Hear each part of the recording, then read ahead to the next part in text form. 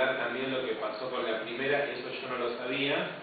Me gustaría saber cuáles fueron las motivaciones que te llevaron a filmar esta historia y en qué momento dijiste, ahora sí hago el documental, ahora sí me pongo a revisar la vida de esta pareja.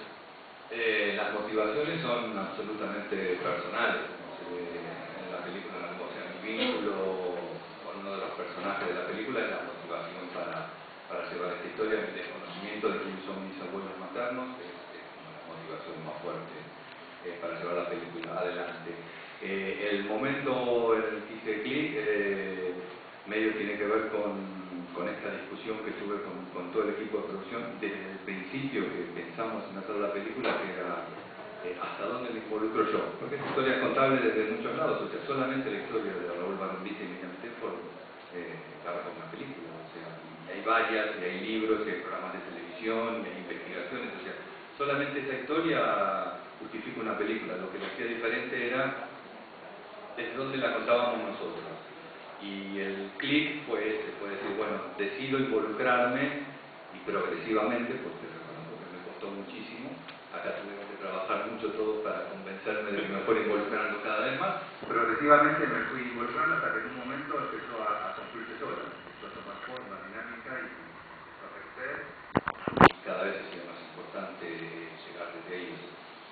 En ese momento, si lo tenemos que situar en el tiempo, ahora sí va a ser unos 3 años atrás que ocurrió ese clip. Una película que empezó a hacerse como proyecto, empezó en el año 2006, en el Festival de Mar del Plata, charlando entre sala y sala, recorriendo de una película a otra con un amigo, comentándole la historia esta, y decía, ¿cómo no va a ser una película con eso? ¿Te parece? Bueno, y ahí empezó como un proyecto. De ahí en más fuimos creciendo y llevándola adelante. Hola, buen día aquí. Ulises Rodríguez para Cine Vivo. Ya que la historia también, bueno, la historia está atravesada muy por lo personal, como decías.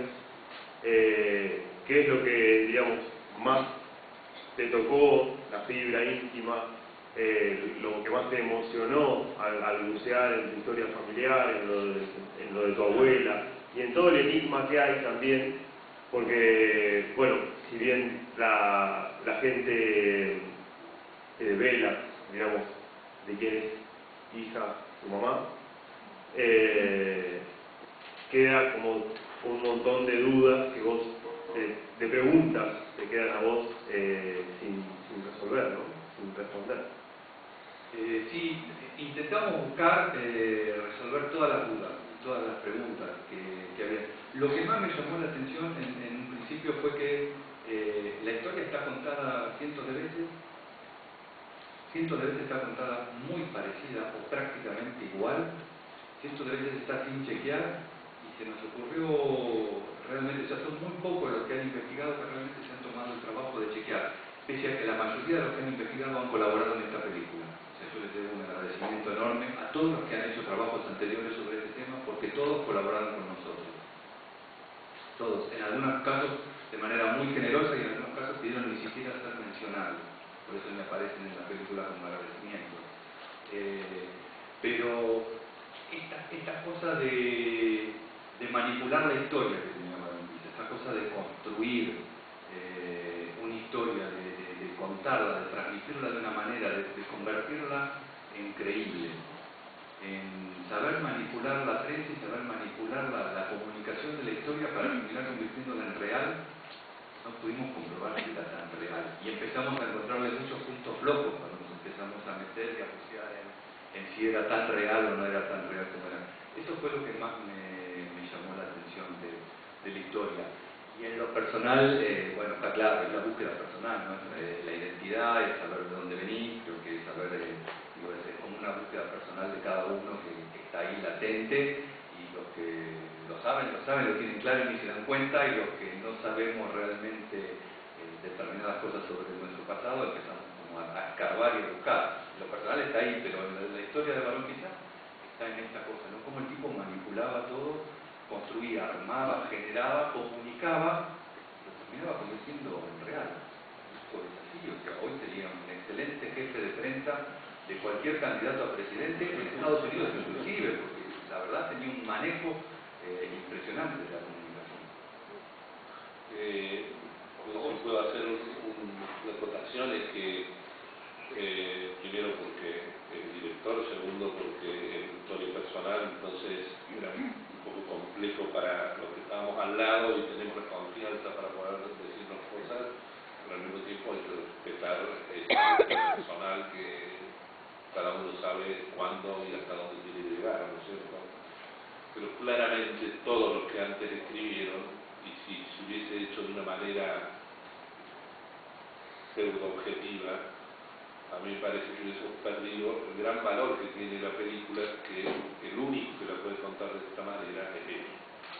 A mí me parece que es un plus que tiene la película, que siempre que me preguntan algo al respecto, me parece que es esencial, digamos, ¿no? Porque es una de las cosas que muchas veces los documentalistas nos planteamos. Yo cuento una historia de un avión que desapareció, y yo no tengo nada que ver, ¿no? Lo cuento a través de la hija del capitán, pero digo, cuando uno se mete con su propia historia, ¿no? Me parece que lo cuento de esa manera, ¿no? También. Eso me parece que la película lo transmite bien. Hola, aquí.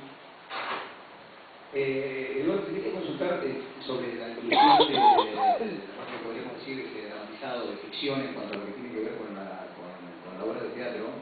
¿Por qué sentiste la necesidad dentro de un documental que tiene una duración que no estamos acostumbrados, algo que coincide por ahí con la de Fabio, en función de lo que dura un documental a veces? Si la inclusión de la ficción tuvo que ver con eso que por ahí se sabe a nivel popular, y esa dramatización tiene que ver con el personaje que encarna Daniel Arao. ¿Por qué sentiste la necesidad de incluir eso en el documental? Creo que vos lo dijiste claramente, tiene que ver con eso, con darle voz en primera persona a Barón Visa. Me parece que había que incluirlo y darle la posibilidad de hablar y contarse. No iba a ser una biografía, nunca se planteó que fuera una biografía, jamás estaría yo en condiciones de hacer una película que fuera un análisis literario sobre su obra, porque no me siento capacitado, pero había que incluir de alguna manera, para transmitirle a la gente un poco, pintarle la personalidad de Barón Visa, había que incluir cosas que fueran escritas y pensadas por él y dichas por él, que lo pintaran de alguna forma. La inclusión de la ficción tenía que ver con eso, cómo contar a Barón Visa en primera persona, cómo se podría contar él a sí mismo. Me parece que a partir de lo que él escribió y de lo que él hizo, un poco tiene que ver con eso. Y la decisión de armarlo, que tiene que ver más con temas de estructura y de guión, fue: vamos a hacer toda la investigación documental de la película hasta que pudiéramos llegar a contar un documental. Con esto contamos en una estructura documental, en una película contamos la historia. Ahora, ¿qué nos está faltando para que esto termine de transmitirse y dé tal vez una tuerquita, una vuelta de tuerca más que el documental, y era ponerlo a Barón Visa en ese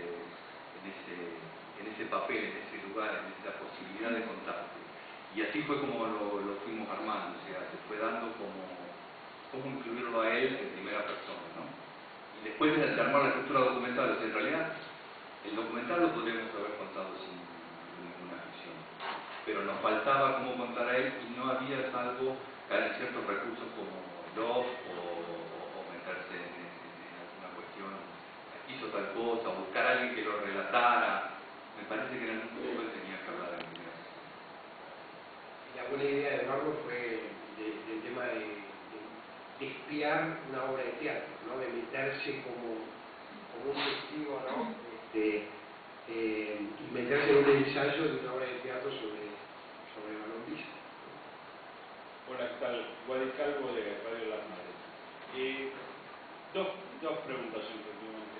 La primera es, me llamó mucha la atención uno de los tantos testimonios que es muy recurrente, el de una muchacha que entrevistaste, se me perdió quién era, ¿no?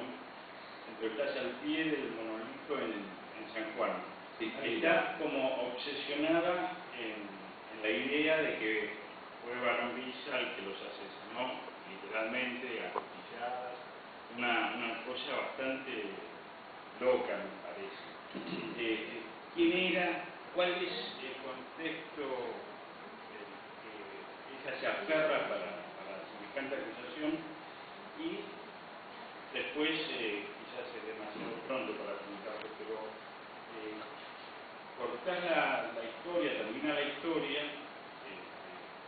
en un momento muy especial de Barón Villa, pero después viene una historia quizás tan terrible como la anterior o peor.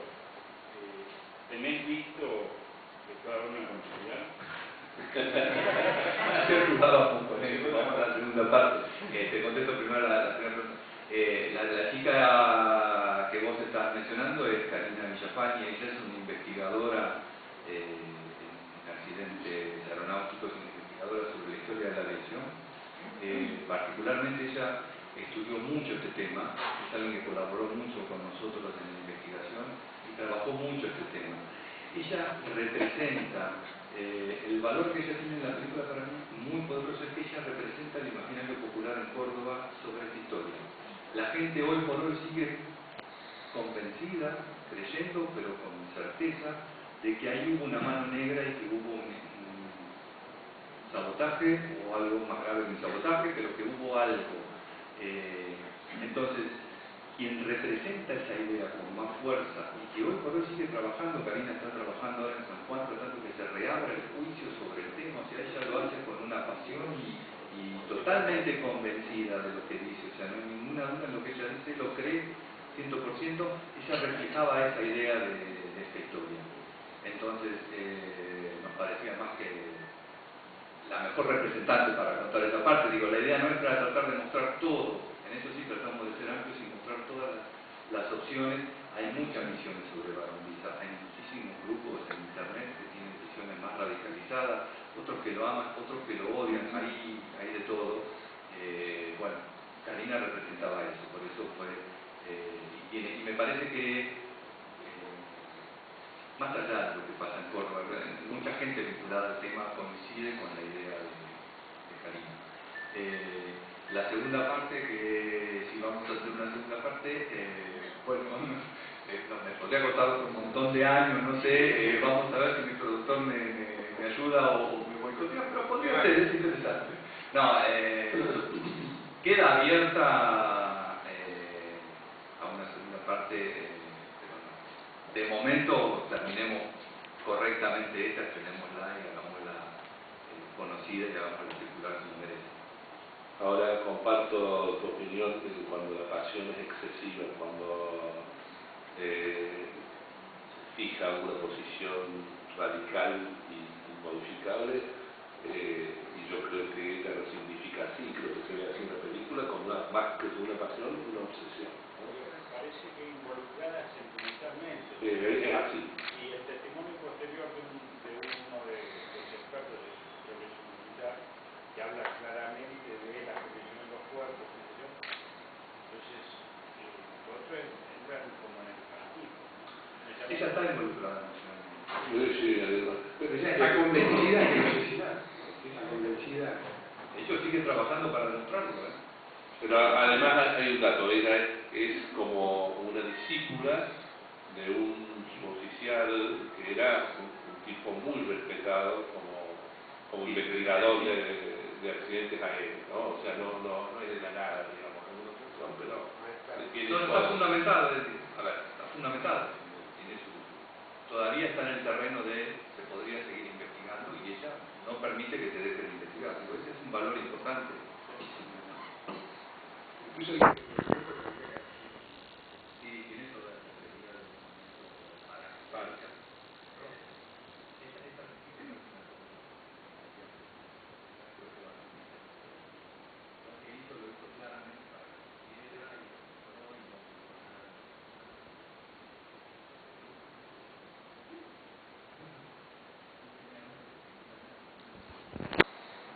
Sí, ¿qué tal? Para Marcelo, vos que en la vida real sos director, hiciste de director en la ficción. Me gustaría saber qué línea, qué instructivo te dio el director, digamos, de qué quería mostrar con esa ficción ahí y cómo encaraste vos ese director manejando un ensayo en el cual Barón Villa es uno de los protagonistas. muy buena pregunta. A mí me encantó, fue la idea que Eduardo tenía desde el principio, incluso digamos, como que yo también colaboré un poquito con ver algunas cosas de la dramaturgia, y a partir de ahí él tenía como una cosa filmada, una obra de teatro, y me pareció muy buena la idea. Yo creo que la idea de, bueno, le preguntan, pero lo que me pareció, o lo que me transmitió, era como meterse en la cocina y contar un poco los personajes y la relación que tuvo con Miriam, a partir de cuando se conocieron y de las razones y de la fortaleza de esa relación, ¿no? Lo que se ve después que él no pudo superar esa muerte, ¿no? Pero bueno, eso pasó con Sabatini, con lo anterior, que eso no se cuenta casi. Pero lo que me gustó mucho es una cámara que se meta, con un testigo como que se metiera él en ese teatro a espiar eso, y que al público le quedara claro un poco algunas características de Barón Villa, como bien decía él, sin poner voz en off, ¿no? Desde un punto de vista de la acción, ¿no? Como un testigo que espiaba, ¿no? La experiencia fue tanto con Emilia Crodeville, que muy bien estuvo, ¿no? Es un trabajo, una persona muy disponible, además se trabajó muy bien, y bueno, y con Daniel Arauz, por supuesto, también, y fue una experiencia muy, muy linda, ¿no? Hola. Te quería preguntar, bueno, yo hablamos mucho. No voy a hablar, que me dijiste que no hable. No, pero sí me quedó de la película una cosa que realmente me quedé pensando después sobre el tema de la destrucción. O sea, el monumento realmente es un monumento ahora a la destrucción, ¿no? O sea, ¿qué pasó con cómo se destruyen de pronto las figuras, las imágenes, los objetos, las cosas, o las escrituras mensajes tan grandes? O sea, está totalmente deteriorado. Y la otra pregunta que es para Marcelo es que, ¿cómo fuiste construyendo el guión? Porque sos co-guionista también, ¿no? No, el guión lo escribió Eduardo. Yo llegué ya había varias ediciones, ¿no? Yo trabajé un poquito, lo asocié un poquito en el tema dramatúrgico, que yo soy script doctor, ¿no? En general, y después apareció el tema de la obra de teatro, y en esa parte sí trabajamos los textos juntos, inventamos ahí esa obra de teatro, que además en chiste decimos que por ahí la escribimos, ¿no? Pero el guión no soy co-guionista de la película, sino de esta partecita del teatro, ¿no? En cuanto al monumento, te contesto algo muy cortito yo y le paso a Pepe, que tiene mucha más información y lo tiene más claro. El monumento pertenecía a la familia. Cuando se vendieron los campos de la familia, eso quedó en una zona gris porque justo pasaba la ruta por al lado y se abrió como una isla. El monumento quedó en una isla porque se hizo la autopista que une Altagracia con Córdoba del otro lado, como rodeándolo, y quedó en una zona de nadie. Lo que nosotros encontramos es el acta de donación a la provincia de Córdoba del monumento y una zona de terreno, una parte de terreno que Barón Villa hace voluntariamente para que se preserve ese monumento. La burocracia del momento hizo que esa donación viniera y no fuera aceptada. Por lo tanto, ese monumento quedó en una zona absolutamente gris, totalmente perdido, en poder de nadie, y de alguna manera quedó en una zona de discusión entre si era de los licenciatarios de la autopista o los que habían recibido, y así fue pasando de mano en mano. El resto de la historia Pepe la conoce muy bien porque es lo que sabe más que yo y es de ahí. No, básicamente, como dice Eduardo, queda en una de las empresas, porque era alrededor de Córdoba hay un anillo, ¿no? Una circunvalación y varias autopistas. Esto es una autovía que se estaba haciendo cuando estábamos grabando, y una de las empresas que conforman ese conglomerado de empresas que están a cargo de Caminos de la Sierra, así se llama Delta, que ustedes vieron el camión, quien nos abre el monumento, quien lo cierra, lo suelda después y lo tienen así cerrado, son ellos. Ellos dicen que es de ellos. Y ahí hay una controversia legal con una cosa muy loca, ¿no? Porque es un hijo de Cristina Barón Visa. Barón Visa tiene 3 hijos. Los 3 hijos... No. Barón Visa tiene 3 hijos. Todos con Clotilde Sabatini. Con Miguel Cerro no tiene nada. Es Jorge, vamos en orden, Cristina, Jorge y Carlos. Cristina se suicida, Jorge se suicida después de muchos años, y Carlos es el único vivo que no quiso, obviamente, prestarse a esto, porque él, digo, yo calculo que el modo de seguir viviendo que tuvo, que vive hoy, es alejarse totalmente de toda la historia familiar. No quiso hablar con nosotros, no quiere nunca que nadie hable, pero hay un hijo de Cristina, que es un chico que vendría a ser, como vos decís, Barón Sabatini. Ese chico, patrocinado por una Sabatini, de la escribana, hace un reclamo sobre el ARA. Entonces, hay ese conflicto entre la empresa Delta de los Álvarez Rivero y de este chico, no me acuerdo el nombre, pero el Barón Sabatini, o sea, nieto de Raúl. Pero ahora, este año, hace 2 meses, la legislatura de Córdoba ha aprobado hacer una expropiación del monumento, ¿no? Algo que Barón ya le había dejado a la Córdoba, para que Barón había aceptado. Porque no va a pagar no sé quién, a Delta o al hijo de Barón, a alguien le pagará. Pero la idea es que se va a hacer este monumento, que si bien está muy destruido por adentro, como esto es todo hormigón y demás, visto así sucio, solo, qué sé yo, pero en la época que vivía Barón, que en estancia estaba, mucha gente ayer se me acercó en el cine, que había ido a visitarlo, porque más Barón, hace el show que armaba, también había armado uno ahí, porque tenía uno del García, el señor que sale ese hablando, el viejito del hermano, que era Ramón, rengo, medio encorvado, entonces le ponía una cosa así, un manto negro así, y con un farol acompañaba a la gente para subir el monumento. ¿No? Era todo.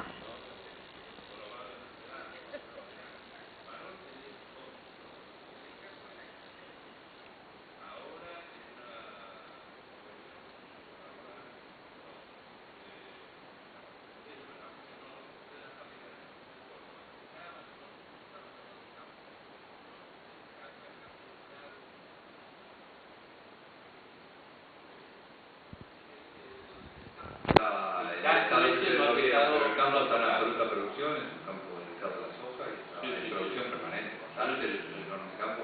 Originalmente lo habían vendido a la familia Bemberg, no de cervecería Quilmes, y después fue vendiéndose en distintas etapas, ahora está en la familia de Córdoba.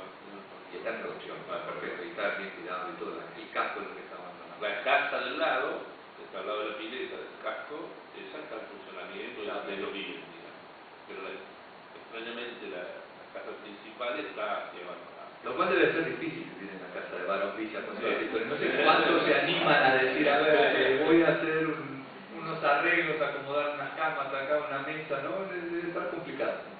¿Y el departamento de la Avenida Angar qué? No existe más. No existe más. Una casa. Era una casa y no existe más.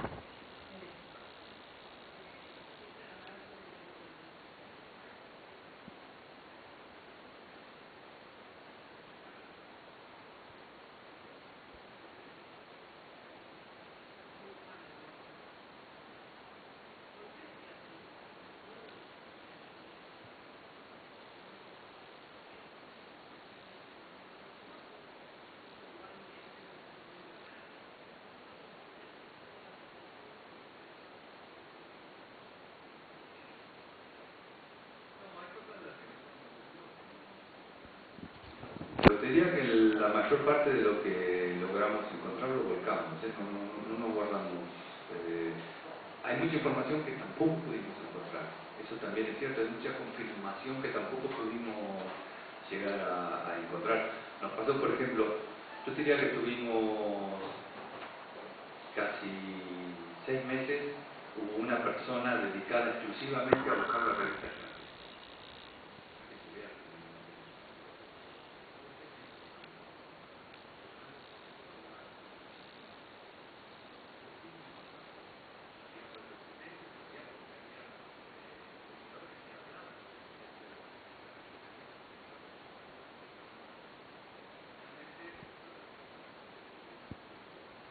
Esta historia me acercó esos ejemplares para verlos, pero o sea, no hubo muchas dificultades, pero no encontramos nada que no fuera contable, digamos.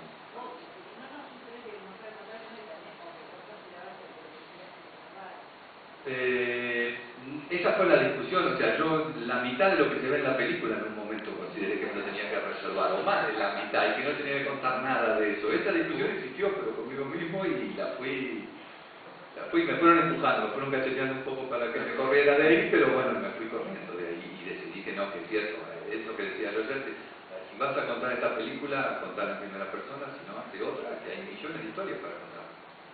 Hay una cosa, no sé si me parece que sí podría haber quedado claro, que no sé si queda claro, es que esa versión que dan las dos hermanas del señor García, sobrina y demás, de que Annie confiesa de que Miriam era hija del aviador, bueno, aparentemente los años no dan. O sea, eso es descartable, ¿no? Eso no sé si queda claro en la película, pero que ahí hay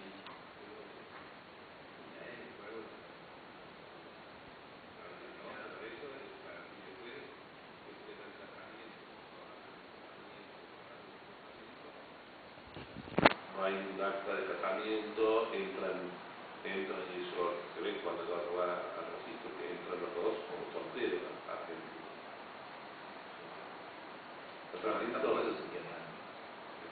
Sí, incluso una parte investigaste, Miriam, no se sabe si fue actriz o no, ella decía que fuimos hasta los lugares.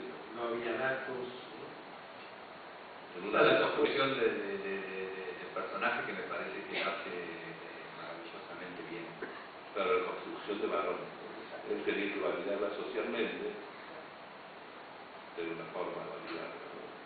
Incluso en el monólogo cuando habla de la prensa varón también es muy actual, ¿no? Dice la construcción.